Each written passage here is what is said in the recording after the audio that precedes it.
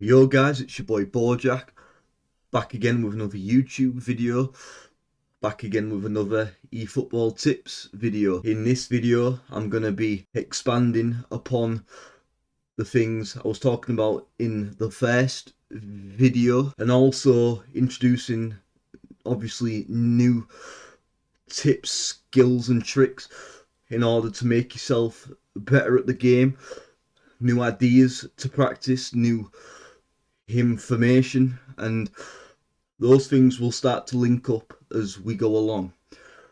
Thank you for the support on my first video. I do appreciate it. I've been trying to get my YouTube channel off the ground for a while now. Now I have the setup to really focus on the editing side, the thumbnail side, etc. So your support is really appreciated, and that's also part of the reason why part 2 is coming so quick. So if you want part 3, you know what to do. Also, there won't be a video next week because I'm going on holiday, but there will be a video the week after that. I'm trying to keep to a schedule, at least one video a week, and so that's that. Without further ado, I hope you enjoyed the video. First off, we're going to start with 2 skill moves or variations on skill moves, and that is cutting behind 10. What cutting behind 10 is what you see in front of you under dummy kick. So it's either your lofted pass or shoot command, and then X.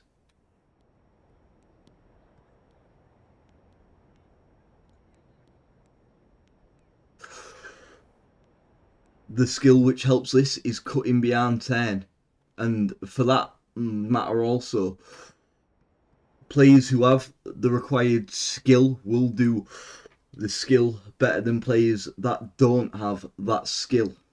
So say Gilberto Silva, it's slower, it's a bit more clunky, whereas Neymar, it's quicker, more controlled, etc. Next up, sombrero. Now I know what you're thinking. R3, isn't it just a simple flick up on the ball? The answer is yes, it can be, but you can also use sombrero in another way to take a very close control touch from lofted passes in the air, for example. See how Maldini didn't take a flick touch and he just took it down? How you pull this off is you press R3 just as the ball is about to touch your player. It helps to do this with a player who has sombrero actually, of course. So here we go.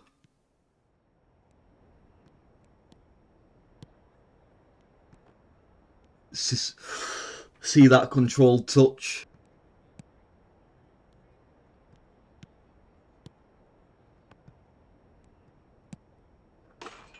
That is how you can use the sombrero effectively, apart from a hopeful flick or rainbow. Expanding upon the super cancel command, you can use super cancel on pretty much anything apart from a couple of skills like scissors, sombrero, stuff like that.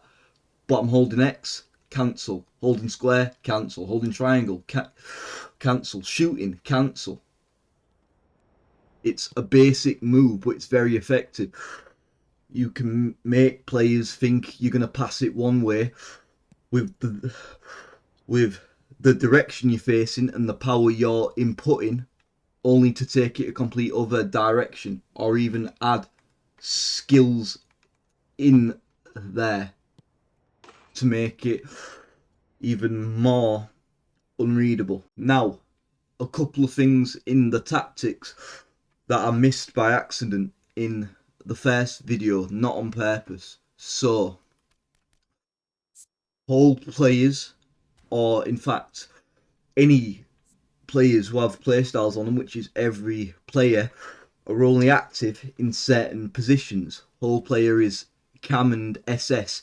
If I play Nedved centre forward, for example, his playstyle as a whole player is not going to matter. It's going to be wiped off. Prolific winger, it's active on the flanks, right wing, right and mid, and if he could play left mid, but also on left wing, that's where prolific winger is an active playstyle. Goal poacher, centre forward SS. Anchor man, CDM and CM, or DMF and CM. Destroyer, DMF, centre back, and CM. Cross specialist. Now Carlos is a neutral at left back as a cross specialist, which I find a bit silly, to be completely honest. But where this playstyle is active is left mid, left wing, and it would be right mid and right wing if he could play there, which he can't. Deep lying forward, centre forward, SS, creative playmaker, AMF and SS, similar to whole player. Orchestrator, active at DMF and CMF. An orchestrator is a playstyle in which, in attack, this player will drift out to try and find the space on the pitch to open himself up for a pass. Now, this can be good because you'll have an extra passing option, but say you lose the ball while this player has positioned himself in such a way, there will be times you're going to get caught out. They're good in possession, and they're also decent in other playstyles. Personally, I'm not a fan of orchestrators. I like my players to play their position, and orchestrators can get a bit unpredictable in where they will position themselves. But not to say it's a bad playstyle. Box in the box, centre forward. I'm not even sure it's active at SS, but it might be. But centre forward, you don't really want to play a fox in the box SS anyway. Barra Puskas, who has phenomenal pass. Defensive fullback, right back, left back. It's a neutral at centre back. However, like I was talking about last week, as the centre back that's going to cover the space between the fullback and the middle defence, they are quite good.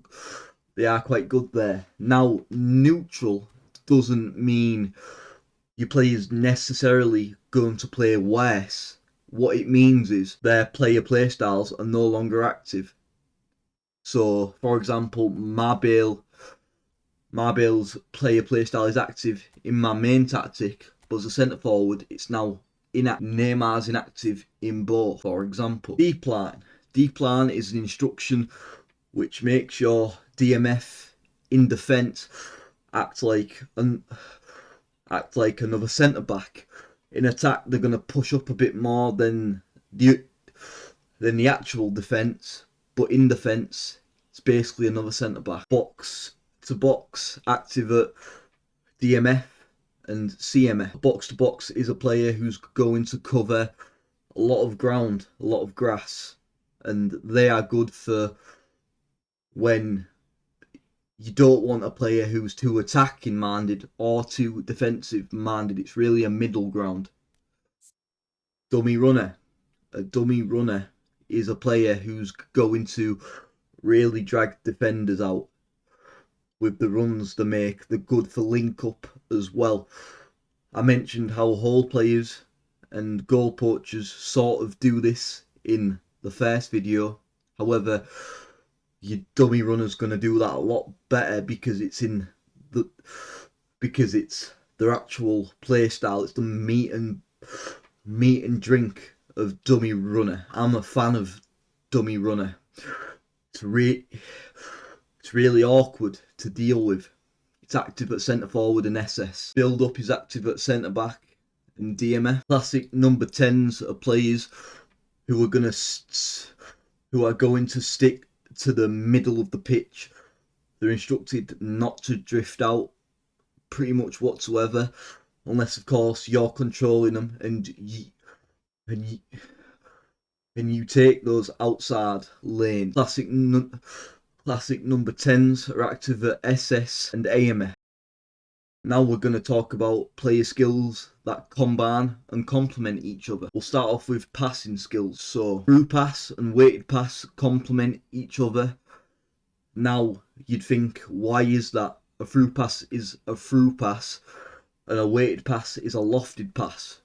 Where they interlink is chipped through balls, because you're doing a through ball but it's also off the ground, so your weighted pass is going to affect that through pass at the same time. Low lofted pass and weighted pass. Low lofted pass is for low power lofted passes that will trickle across the ground but bounce on the ground. And your weighted pass is going to complement that too. Heading and aerial. Aerial is how high your player can jump or how well they're going to do that, affected by the jumping stat too. And heading is how well your player's going to head that ball. Long range curler and long range shooting. These skills combine when you want to take a finesse shot from outside of the box. Having long range curler, may also help when you want to take an outside careless shot, which I'll show you in a minute. One touch pass and through pass. These skills complement when your player might not have a lot of time on the ball, however there's an option to play a through ball. The one touch helps the accuracy of the pass. The through pass helps the sort of trajectory of the pass, and it helps the accuracy of the through pass. Weighted pass and pinpoint crossing. These skills complement when you want to do a cross. The weight of the pass helps with the trajectory of the ball and how smooth it's going to fly in the box, while the pinpoint cross helps the targeting and the accuracy of said cross. Fighting spirit with passing and shooting under pressure. Fighting spirit is a skill which enables your player to pull off these actions whilst under heavy amounts of pressure. There's going to be less ball error when your player's getting hassled and harried whilst trying to input commands and actions. Fighting spirit helps conserve stamina, but it also helps to pull off inputs under pressure. These skills can also complement in threes, not just twos. For example, one touch, through pass and weighted. If you wanted to do a first time lofted through ball, all of those skills would enact together. These are also based on the stats of your player, your passing stats, your low pass and your lofted pass. At the same time, what can help these skills is the special skills like phenomenal pass, like phenomenal finishing, momentum, dribbling. All of these help your players in order to pull off these actions easier, more accurate, and in more situations. Manual goalkeeping. Manual goalkeeping is an effective action for when a player is through on goal or about to be, and you understand chances are you're not going to be able to get them with your defenders. Now, this is something I can't show you on the training pitch because I don't have any opponent players to show you with, so I'll have to show you in gameplay. How you do this is player switch and R3, or whatever that command is to you on another platform. Oh no! Right, I won't be doing that again. Now this could be Had to move him. Nearly caused my own downfall there. Didn't want to let him get that ball off, because that's where he gets it edge of box and then he gets the options to pass it into the box, and you can't really stop that.